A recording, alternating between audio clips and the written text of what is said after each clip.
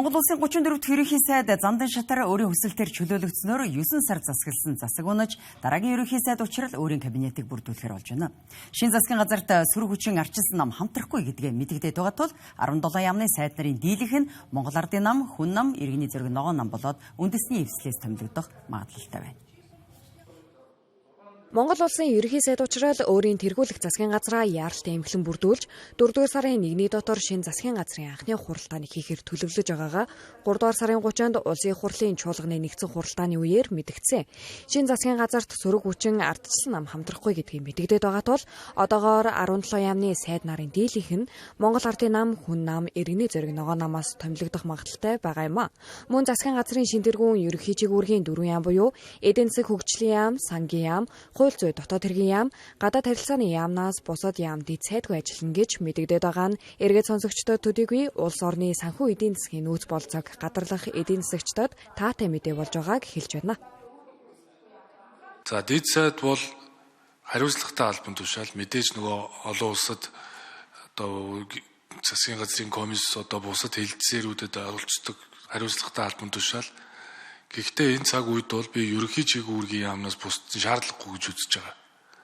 За хоёрт яамдуудын дэргэд байгаа хөгжлийн төв агентлагууд төр чигүүргийн шинжилгээ хийж байгаа. За үүн дээр бол нилээдгүй олон бүтцийн өөрчлөлт хийгдэнэ. Яагаад ёс суртахуун ярихгүй? Яагаад тухайн үед унснаас болоод энэ өвөл бензин түлшинд оочролсон тэр олон монгол хүний эрх ашгийг, тэр олон монгол хүний хохирлыг яагаад барагдуулахгүй? Тэгээд жилийн дараа дайнтай болж байна гэж ичихгүйгээр тухайн одоо түлшний гэрээ хилцлээ одоо их хурлаар батлуулмаар байна гэж тэр ус сууж байгаа байхгүй. Би юу хэлж яаг вэ гэхээр амлсан амлалтандаа суудаг засгийн газар байх нь чухал болохоос биш. Шин зүйл бодож олоод тэрийгээрээ PR хийгээд тэрийгээрээ одоо хүмүүсийн тархи угаадаг ийм засгийн газар ерөөсөө байж болохгүй. Шин засгийн хувьд хуучин засгийнхаа сайн явсан төрийн залхам чалаа гэдэг утгаараа үйл ажиллагааг үргэлжлүүлээд яваасаа гэдэг тэрл юм байна.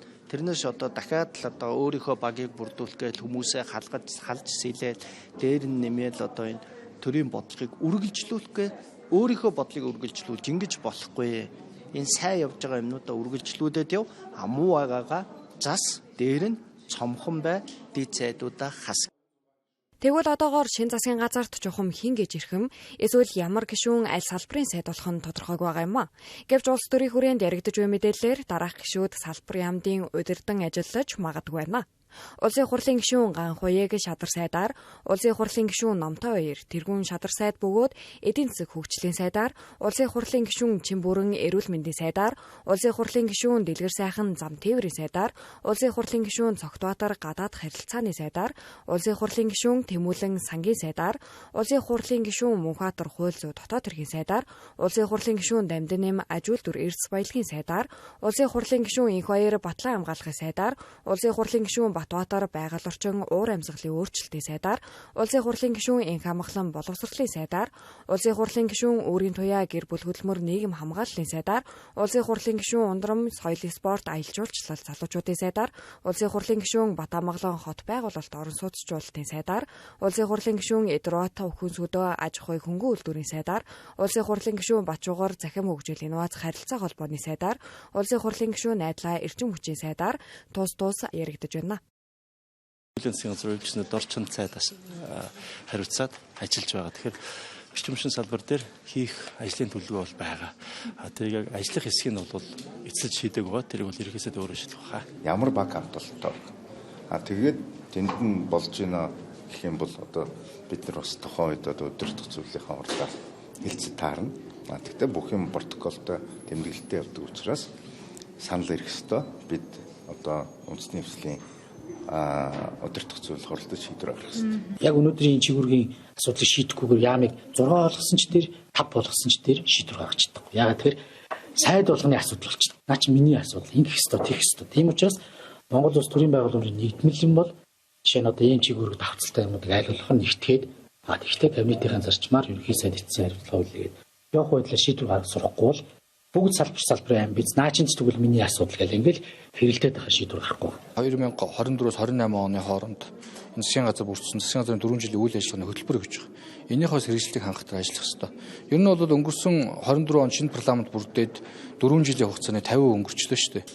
Энэ хугацаанд бол бас бодиттой томоохон яг мега төслүүдийг зарлаад эхэлсэн эдий ч гэсэн бодитоор явж байгаа юмуд бол удаашралтай байгаа. Тэгэхээр энэ төслүүдэд бол эрчимжүүлж за энэ гадаад нөлөөг Монгол улсын эдийн засгийн үзүүлэхийн шок энийг бас уршин сэргийлэх арга хэмжээнүүдийг бол нийт аралтай авч ажиллах шаардлагатай гэж харж байгаа. Богино цаг хугацаанд засгийн газрын бүтцийг өөрчлөлт гэдэг юм уу, сайд нарын тоог зөөлөх гэж байна, ямдуудыг зөөлөх гэж байна гэж бас нэг баахан бужигнаа өмнө самуу үсгэхээс илүү өнөөдөр цаг үеийн нөхцөл байдал ийм амаргүй гадна талдаа олон том сорилтууд тулчсан хүнд хэцүү цаг үед ер нь энэ шин засаг бүрдэж байна гэж харж байгаа. Тэгэхээр энэ үед бол аль болох түргэн шуурхай одоо өмнө засгийн газар хэрэгжүүлж ирсэн ажлыг үргэлжлүүлэх ялангуяа энэ шатхуунтай холбоотой хямралын эсрэг одоо авахар бэлтгэсэн сүрэг арга хэмжээний төлөвлөгөөг энэ яралтад ажил хэрэг болгох энэ ажил руугаас шуурхай орхон зүйтэй гэж харж байгаа.